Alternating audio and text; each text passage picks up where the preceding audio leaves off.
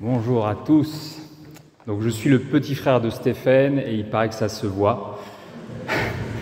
Voilà, je ne sais pas si vous nous trouverez une ressemblance, mais ce qui est sûr, c'est que nos vies sont très différentes. Donc lui, le prêtre ermite à mi-temps dans sa montagne du Var, et moi, le père de famille nombreuse de 5 enfants, architecte en Île-de-France. Alors c'est jamais évident de témoigner, hein, même là pour moi c'est vrai, c'est pas facile, ça nécessite un effort de le faire. Mais donc il faut le faire parce que dans chacune de nos vies, Dieu a quelque chose à nous dire pour nous édifier les uns les autres. Et si je témoigne, c'est parce que donc je suis père d'une jeune fille lourdement handicapée et que j'ai conscience de l'importance de porter haut ce trésor qu'il m'a confié en elle. Et je le fais aussi parce que dans un monde déprimant et qui méprise la vie, je crois que nos familles doivent redevenir un signe et une source d'espérance. Alors mon témoignage, il commence comme celui de Stéphane, dans une famille catholique d'Île-de-France, baptisée à la naissance, éducation chrétienne, vie sacramentelle, messe le dimanche. J'ai toujours aimé Dieu, y compris à l'adolescence, et malgré les turpitudes habituelles qui accompagnent souvent cette période de la vie. Et puis vient la conversion et la vocation de mon frère Stéphane, et il a été tellement transformé, il était tellement rayonnant, tellement heureux, que j'ai commencé à me poser des questions sur ma propre foi, sur mon rapport à Dieu, sur ma vocation. Dieu est-il vraiment avec moi? Qu'est-ce qu'il attend de moi? Et puis quand j'avais 16 ou 17 ans, notre papa est tombé gravement malade d'un cancer, difficile à soigner. Et la veille de son entrée à l'hôpital pour ses soins, nous avons prié en famille, chose qu'on ne faisait pas habituellement, et nous avons demandé sa guérison, tous ensemble. Et pour la première fois de ma vie, j'ai eu la certitude plantée dans mon cœur que Dieu était là, avec nous, qu'il nous écoutait et qu'il agissait. Et le lendemain, donc, il rentre à l'hôpital et les examens de son entrée vont montrer qu'il avait été miraculeusement guéri et que son cancer avait totalement disparu. Et pour moi, ça a été le moment vraiment où Dieu est venu prendre la première place dans mon cœur et il ne l'a jamais quitté. Alors longtemps, j'ai voulu après entrer dans la vie religieuse, moi aussi, jusqu'à ce que je rencontre Sophie, une femme très pieuse et avec qui ça fait maintenant 18 ans que je suis marié. Alors voilà, il y a des couples évidemment ici, il y a peut-être aussi des gens qui se préparent au mariage ou qui l'envisagent ou qui le désirent un jour. Vous savez que lors d'un mariage, les futurs époux font une prière qu'ils ont écrite pendant leur préparation. Et alors nous, tout ce qu'on pouvait écrire à ce moment-là, en fait, rien ne rendait vraiment ce qu'on voulait exprimer et dire devant Dieu le jour de notre mariage. Et finalement, nous choisissons de reprendre à notre compte la prière de saint Charles de Foucault. « Notre Père, nous nous abandonnons à toi, fais de nous ce qu'il te plaira. Quoi que tu fasses de nous, nous te remercions, nous sommes prêts à tout, nous acceptons tout, pourvu que ta volonté se fasse en nous et en toutes tes créatures, nous ne désirons rien d'autre, mon Dieu. » Alors cette prière, elle est très importante dans mon témoignage parce qu'elle représente vraiment les fondations de notre mariage. Voilà, c'est l'architecte qui vous parle. Et quand nous faisons cette prière, notre abandon, chaque mot est pesé vraiment. Donc, nous te remercions, nous sommes prêts à tout et nous acceptons tout. Et notre abandon à Dieu à ce moment-là est réel. Et le deuxième pilier de notre mariage, c'est que nous voulons une famille nombreuse parce que le mariage, pour nous, doit être le reflet de l'amour fécond de Dieu. Se préparer au mariage, c'est se préparer à donner la vie.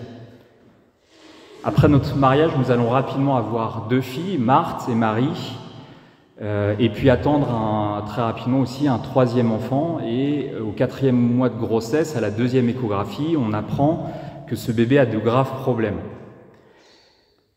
Pour nous, jeunes familles, c'est un choc d'une violence inouïe qui, quand on nous l'annonce, emporte tout de la vie qu'on rêve voilà, à ce moment-là, imaginez, après seulement 3 ans de mariage.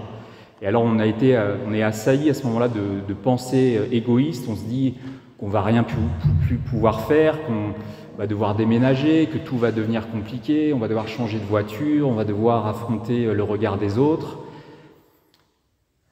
Tout de suite, les médecins qui se pressent dans la salle d'échographie évoquent une hydrocéphalie, donc c'est un mot qui nous est inconnu, un mot barbare. On nous explique que cet enfant ne pourra pas vivre ou alors dans un état végétatif. Et alors le premier sentiment est celui d'un effondrement de notre vie et un vide insurmontable. Notre bébé produit trop de liquide céphalorachidien, c'est le liquide qui est contenu dans la boîte crânienne et qui entraîne la destruction progressive de son cerveau et des malformations importantes. In utero, on ne peut rien faire. Alors tout s'emballe autour de nous, on enchaîne les rendez-vous médicaux, on a quand même la chance que nos proches nous soutiennent, mais malgré tout, voilà, on se sent seul face à ce bébé qui nous fait peur et qu'on n'arrive pas à voir autrement qu'une croix. Pour nous, par nos convictions humaines et spirituelles, c'est inenvisageable de mettre un terme à cette grossesse, la question ne se pose pas.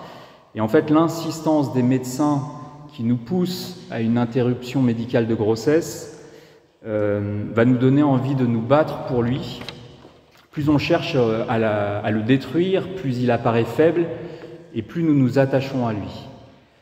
Et je me rappelle en particulier le choc que fut pour moi et pour ma femme une parole d'un médecin qui nous expliqua que ce qui donne droit à la vie, c'est d'être productif pour la société et de servir à quelque chose.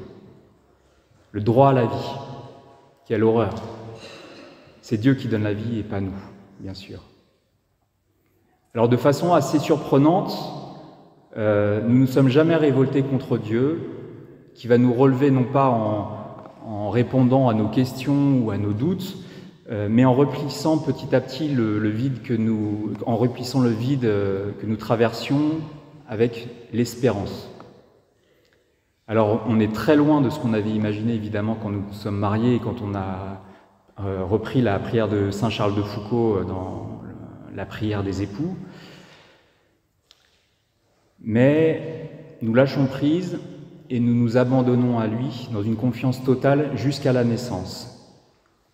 Nous demandons alors à connaître le sexe de notre enfant, que nous voulons plus voir comme un problème mais comme une personne, c'est une fille, et nous lui donnons le prénom de Claire. Quand on arrive à l'hôpital pour la naissance, nous nous attendons au pire et les médecins nous disent, voilà, probablement elle ne pourra même pas respirer toute seule. Claire naît dans un grand silence et tout de suite les médecins partent avec elle en réanimation. Et puis après quelques instants, l'un d'eux revient et puis nous dit, voilà, finalement, elle va bien, elle respire et vous pouvez venir la voir.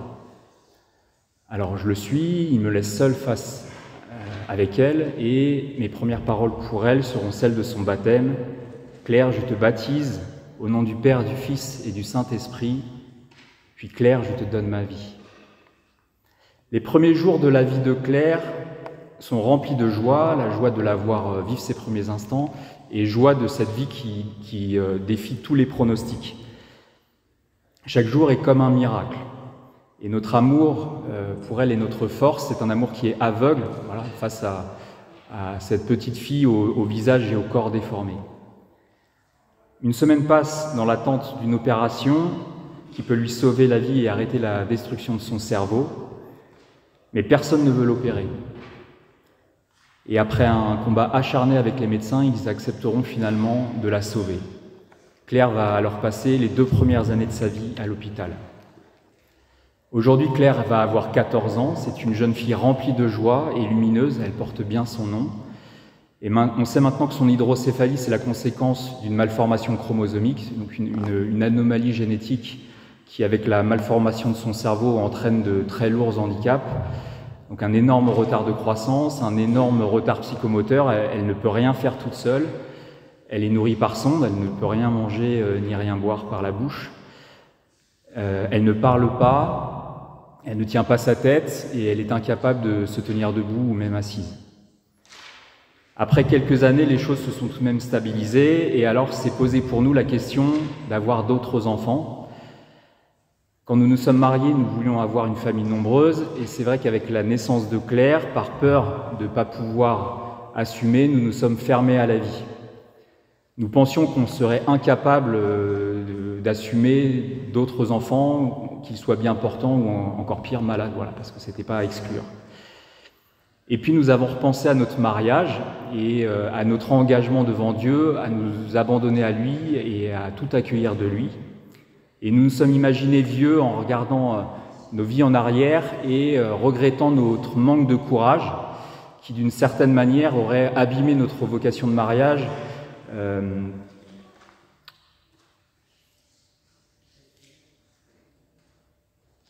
Dans le sens où voilà, on voulait avoir de nombreux enfants et s'arrêter à Claire, s'arrêter à cette croix, ça aurait été ne pas aller au bout de ce que nous considérons, c'est-à-dire que le mariage, c'est vraiment avant tout l'accueil de la vie que Dieu donne et pas celui que moi, j'accepte de donner. C'est ce qui va nous conduire donc finalement à décider d'avoir d'autres enfants et viendront Agnès 7 ans après Claire, donc le chemin a été long, et puis Côme quelques années après. Alors je le dis toujours avec une gêne vis-à-vis de ma femme et de mes enfants, mais ils ne sont pas là alors j'en profite, mais aussi étrange que cela puisse paraître, Claire est ce qui m'est arrivé de meilleur. La présence dans notre famille de Claire n'est évidemment pas facile à vivre, elle est lourde, mais elle rend notre vie infiniment plus riche et est source d'une joie immense. Saint Augustin a dit « Le fardeau du Christ est si léger qu'il te soulève, il ne t'écrasera pas. Pense que ce fardeau est pour toi comme les ailes pour les oiseaux. Si les oiseaux ont le poids de leurs ailes, ils s'élèvent. S'ils le perdent, ils restent à terre. » Claire nous a donné des ailes. Elle nous apprend l'abandon. Sa naissance fut douloureuse et pour elle, il a fallu tout abandonner. Claire révèle la valeur de toute vie. Elle nous montre que ce qui fait une personne, ce n'est pas son potentiel, mais le fait d'être, d'aimer et d'être aimé. Claire rend la charité ordinaire par toute l'attention et les soins qu'elle nécessite au quotidien et qu'elle reçoit avec une patience et une confiance désarmante. Claire nous rappelle que Dieu ne fait pas de distinction entre les bien portants et les malades. Il regarde chacun de nous avec le même regard d'amour. Il voit nos âmes blessées et abîmées comme nous voyons Claire. S'approcher d'elle, la regarder, pour nous, c'est comme regarder notre besoin vital d'être soigné par Dieu. Claire nous rappelle les paroles de Carlo Acuti, qui disait que la sainteté, c'est de rester fidèle à la personne que Dieu a créée. Claire, contrairement à moi, elle est restée exactement telle que Dieu l'a créée, puisqu'elle est incapable du moindre mal.